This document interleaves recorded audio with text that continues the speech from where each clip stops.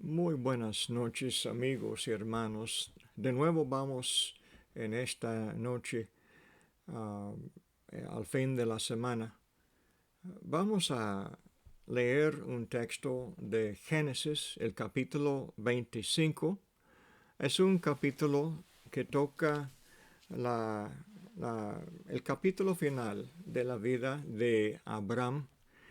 Y aquí vemos que Abraham fue vemos el cumplimiento de la promesa que Dios hizo a Abraham, que Abraham iba a ser padre de muchas naciones.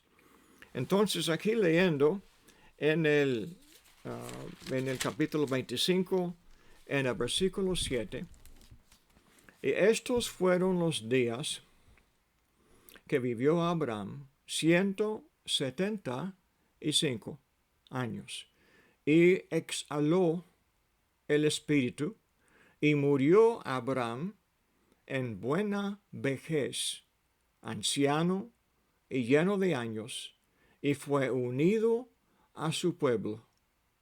Y le sepultaron Isaac e Ismael, sus hijos, en la cueva de Macpela, en la heredad de Efrón, hijo de Zoar, Eteo, que está enfrente de Mamre, heredad que compró Abraham de los hijos de Et. Allí fue sepultado Abraham y Sara, su mujer, y sucedió, después de su muerto, Abraham, que Dios bendijo a Isaac, su hijo, y habitó Isaac junto al pozo del viviente que me ve.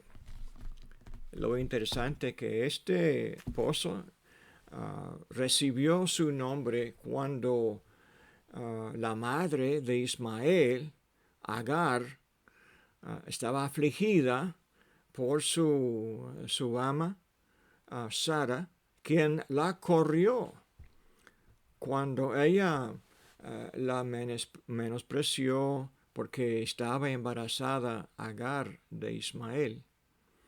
Dios entonces, cuando ella huyó de su ama, Dios la ayudó y Dios la dijo que iba a estar a su lado, iba a ayudarla a ella.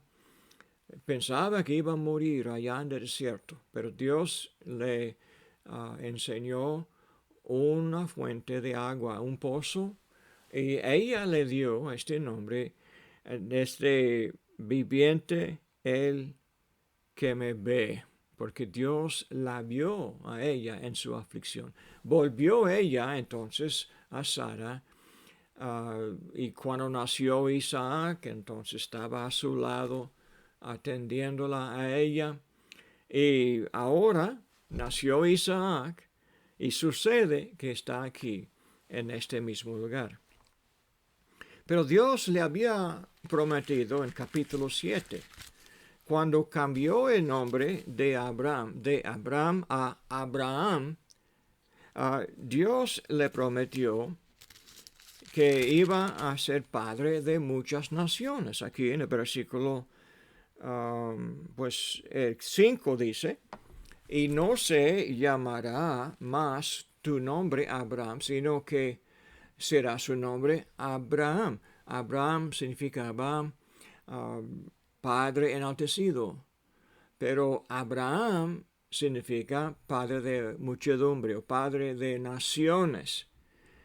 Entonces, y dice, y te multiplicaré en gran manera y haré naciones de ti, y reyes saldrán de ti.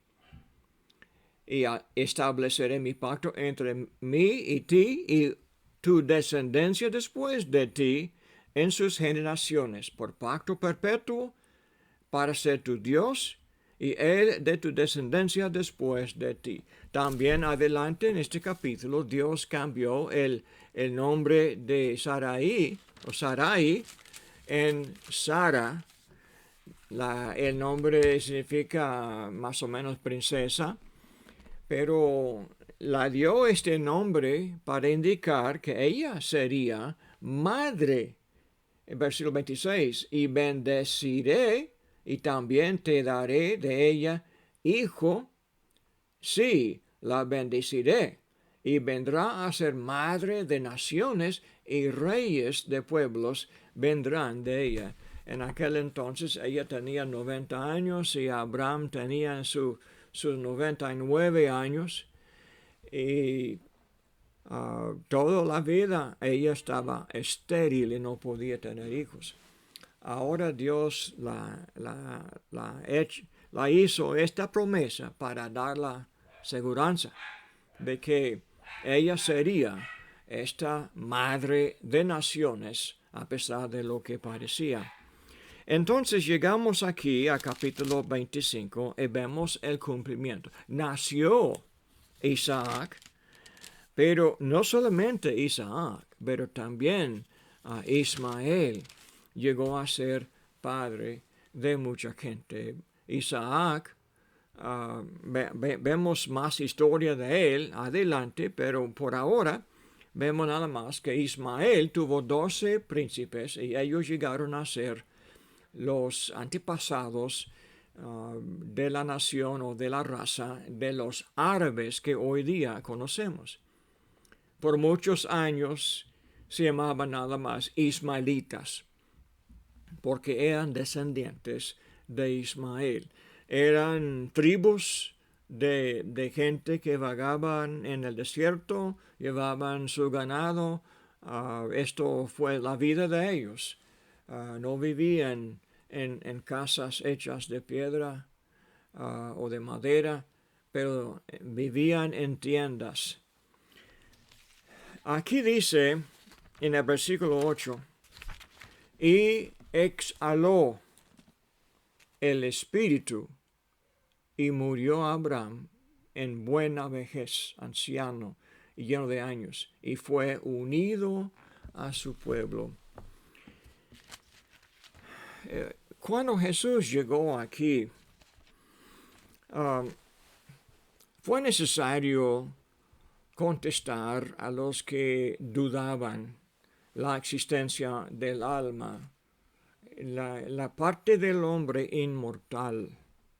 No sé cómo usted piensa, pero si usted cree en Jesús, debe de entender que Jesús nos ha dado una naturaleza, se llama alma o se llama espíritu, depende del contexto.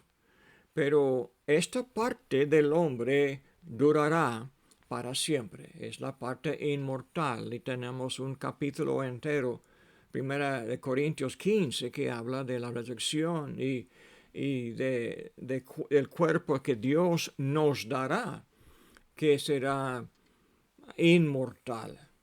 Porque este cuerpo mortal debe de morir, pero vamos a vestirnos de otro cuerpo. El alma es uno mismo. Entonces vivimos nosotros en un cuerpo de tierra, de polvo. Y este cuerpo se muere. Pero Dios nos promete otro cuerpo inmortal y en el día de la resurrección. Jesús es la evidencia. Él mismo resucitó de la muerte con un cuerpo inmortal. Y es nuestra confianza de que también nosotros tendremos esta clase de cuerpo. Pero cuando Jesús murió, Mateo 27, versículo 50, dice Jesús entregó el Espíritu. Marcos nada más dice que expiró.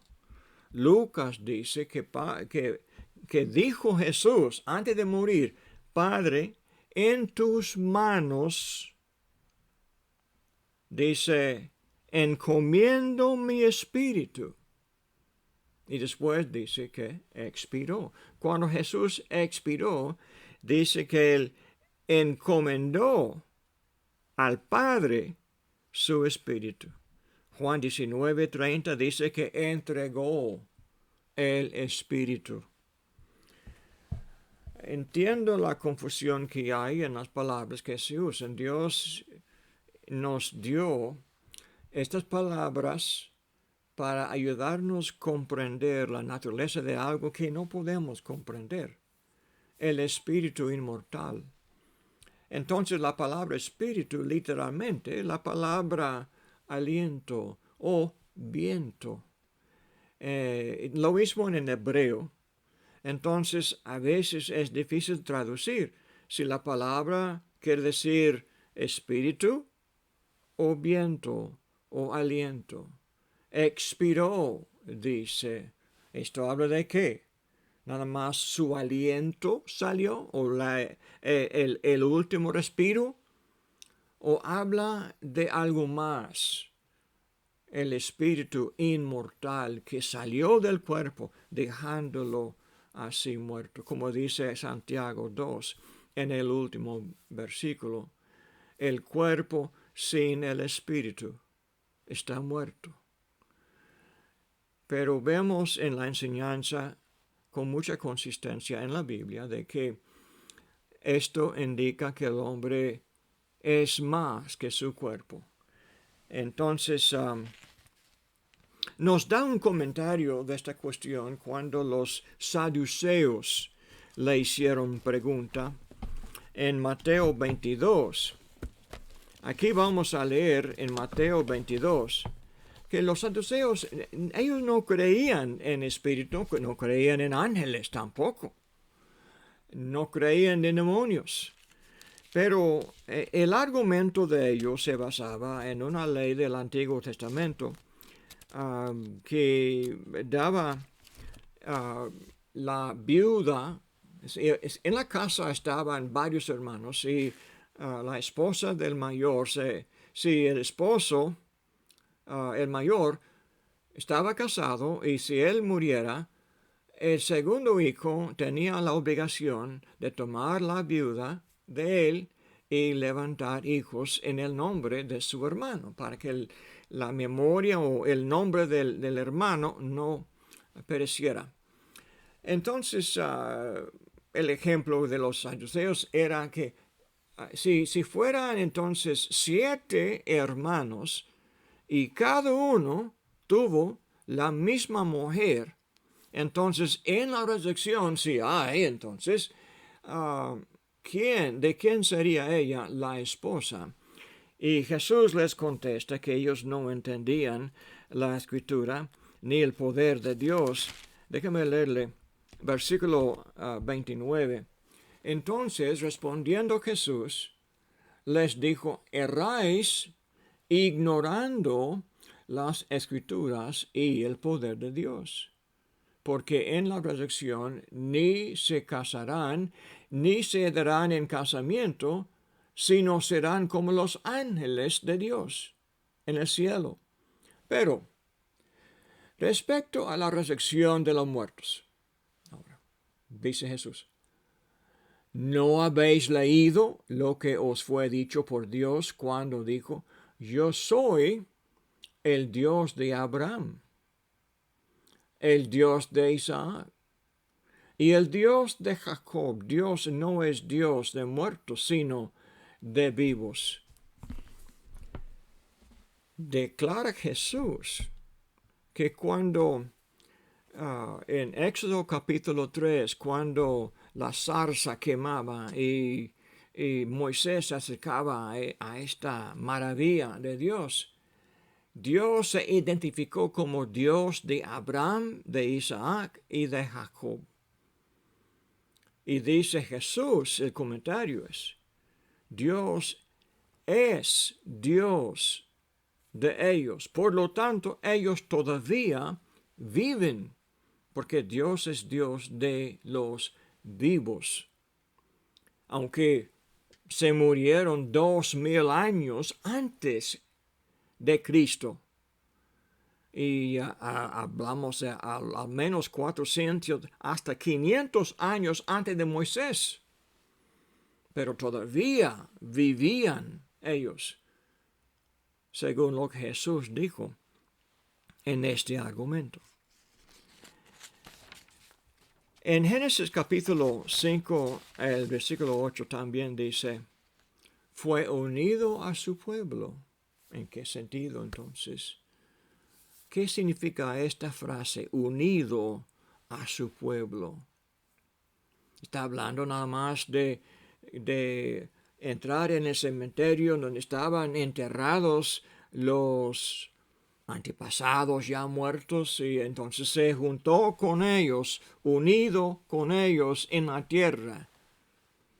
Pues la verdad es que había comprado la cueva de Macpela, donde había puesto Sara. Ella fue la primera de su pueblo que fue por allá. Ahora lo llevaron a él, a la misma cueva. Esto fue la tumba de Abraham. Hasta hoy uno puede ir allá y puede visitar la tumba de Abraham, donde también pusieron a Jacob, a Isaac, a Jacob y a José, y no sabemos cuántos más de los descendientes de Abraham fueron enterrados allá en la tumba de Abraham. No habla de este concepto físico, habla del concepto de que fue Abraham unido a su pueblo ya muerto en el cielo.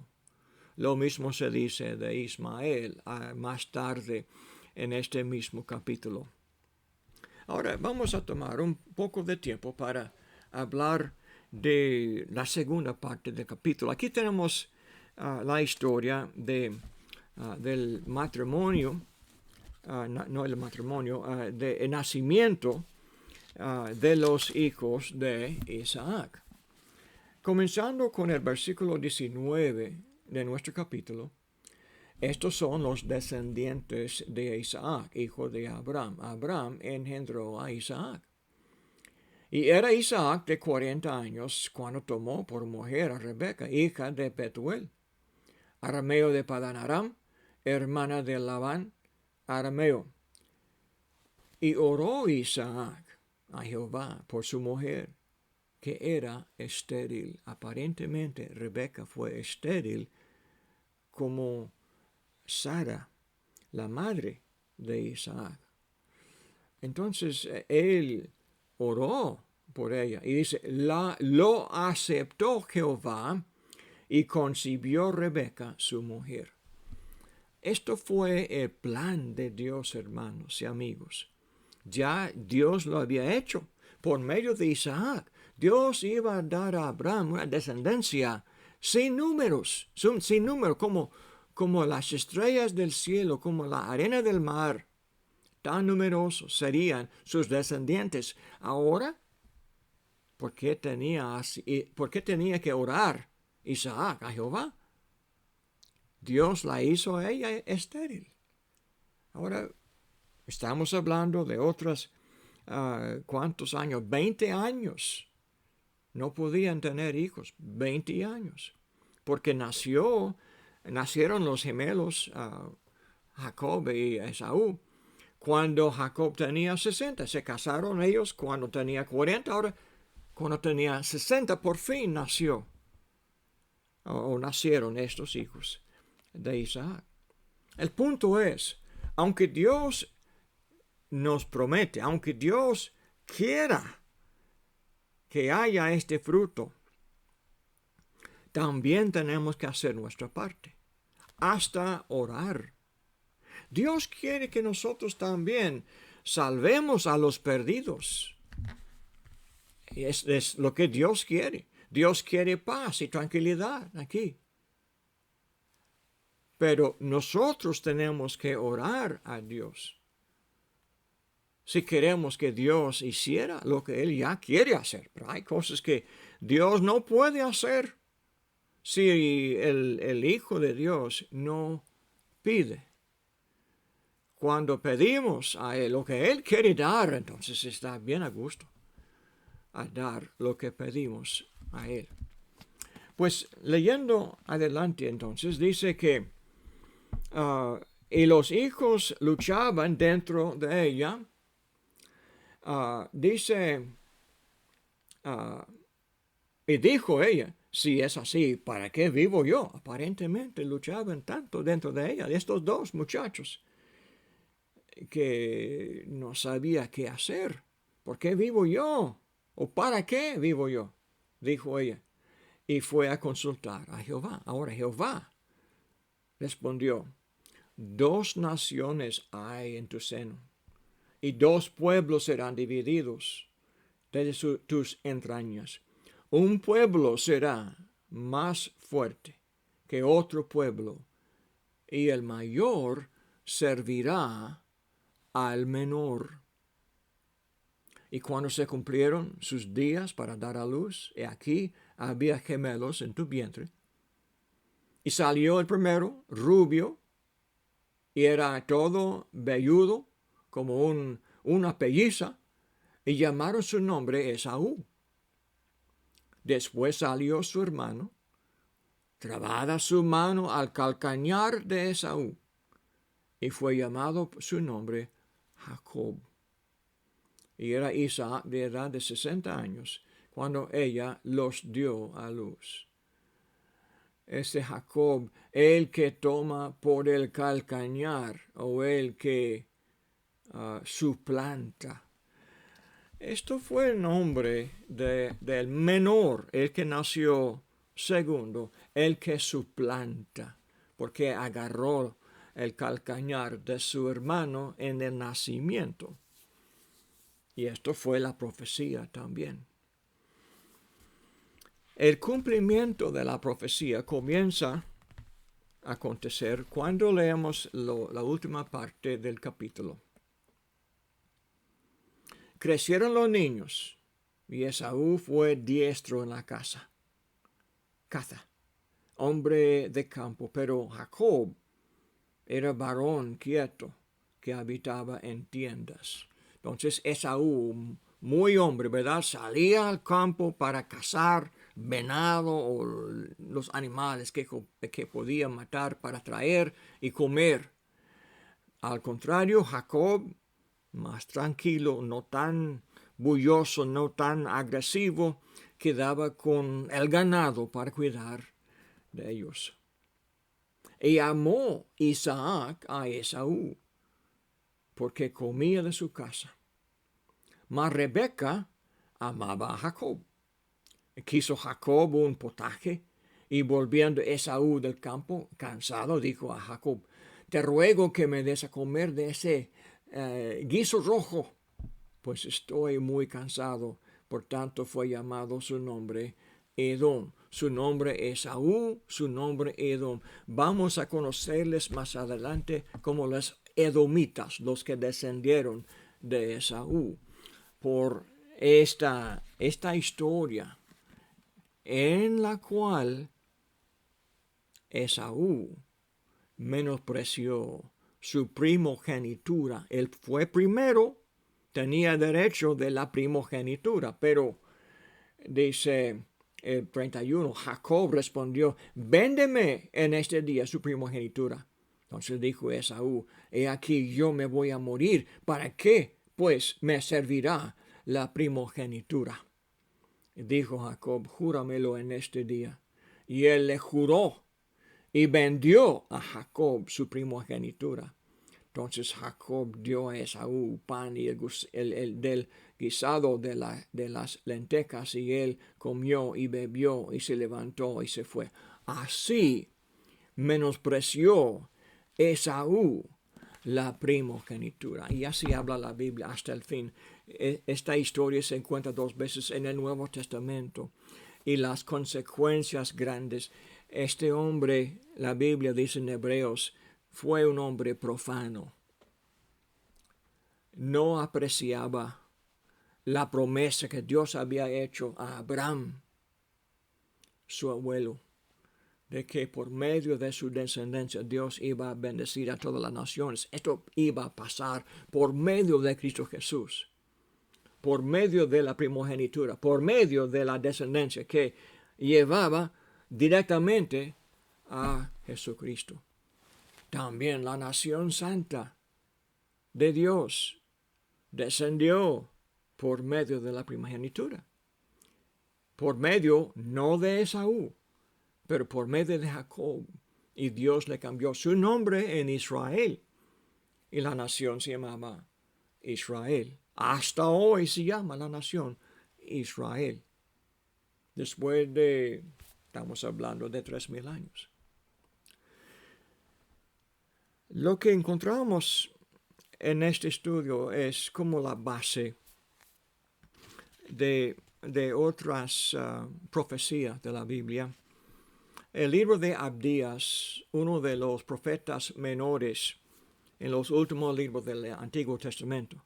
Abdías, el mensaje entero, se dedica a la condenación de la nación de Edom, porque ellos amargos odiaban, aborrecían a sus hermanos, aborrecían a los israelitas.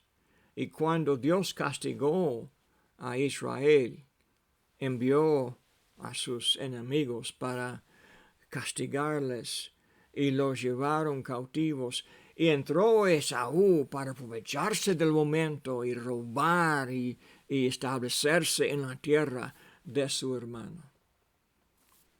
Este odio es la historia de Esaú. También se encuentra en Amós. Vemos en Amós, eran crueles, abusivos. Malaquías capítulo 1, 2 a 5, el último libro del Antiguo Testamento. Aquí Malaquías anuncia la destrucción de Edom, consecuencia de esta mala actitud hacia su hermano.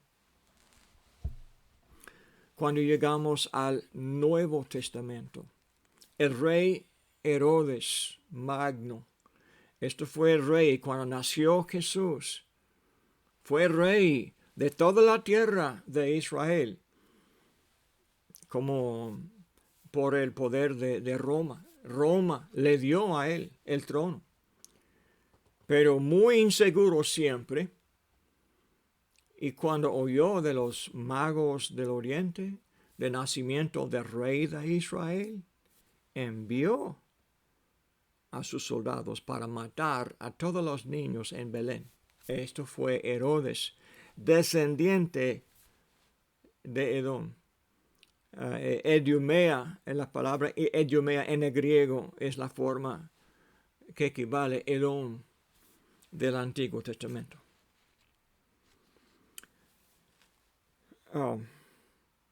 Romanos 9, 13, el apóstol Pablo hace el argumento de que como Dios rechazó a este descendiente de Abraham, ser hijo de Abraham no es garantía para nadie que Dios les va a aceptar siempre. Si uno se porta mal, Dios los puede rechazar, aunque fueran hijos de o descendientes de Abraham. En los días de Juan el Bautista, los fariseos salían de Jerusalén para escuchar a Juan, porque Juan fue muy popular. Todo el mundo sabía que fue profeta de Dios. Pero al venir ellos a Juan, allá en el Jordán, para ser bautizados, dice Juan, les regaña a ellos. ¿Quién les advirtió que huyeran de la ira venidera de Dios? Y les dice, hay que llevar frutos dignos de arrepentimiento. Así Juan les regañó a los judíos que se jactaban de ser hijos de Abraham, pero no se portaban como hijos de Abraham. Así es el argumento de Jesús también adelante en Juan capítulo 8, el Evangelio de Juan. Ellos se jactaban de su circuncisión, de su descendencia de Abraham, y dice Jesús, no son hijos ni de Abraham ni de Moisés, son hijos de Satanás, porque se portan de la manera de Satanás, no de la manera de Abraham. En Hebreos 12, 15, 16, el escritor de Hebreos nos dice,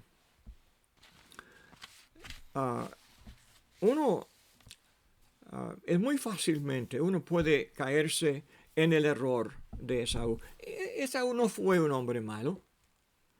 Simplemente fue un hombre que no apreciaba lo bueno y lo santo de la vida. Hay muchos hombres muy buenos, honestos y trabajadores en la vida, pero no aprecian el valor de cosas eternas, las cosas de Dios. Así fue Esaú. Aquí en la mano estaba la bendición de la primogenitura que tenía consecuencias para toda la humanidad y no apreció lo que tenía. Por eso dice Hebreos 12, fue un hombre profano. Igual a los fornicarios, porque no respeta lo que Dios valora. También nosotros podemos ser iguales a Esaú, podemos ser profanos y no apreciar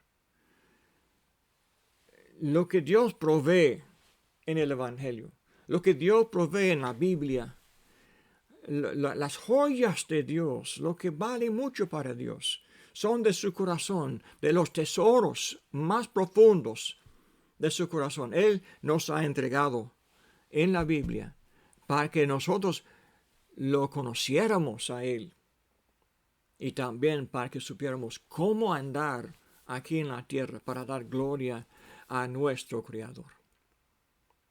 Pues aquí voy a terminar, amigos y hermanos. Espero que este estudio les anime y que tengan descanso en esta noche o cuando usted vea este video, que Dios ande contigo. Y entonces con estas palabras me despido, que Dios los bendiga.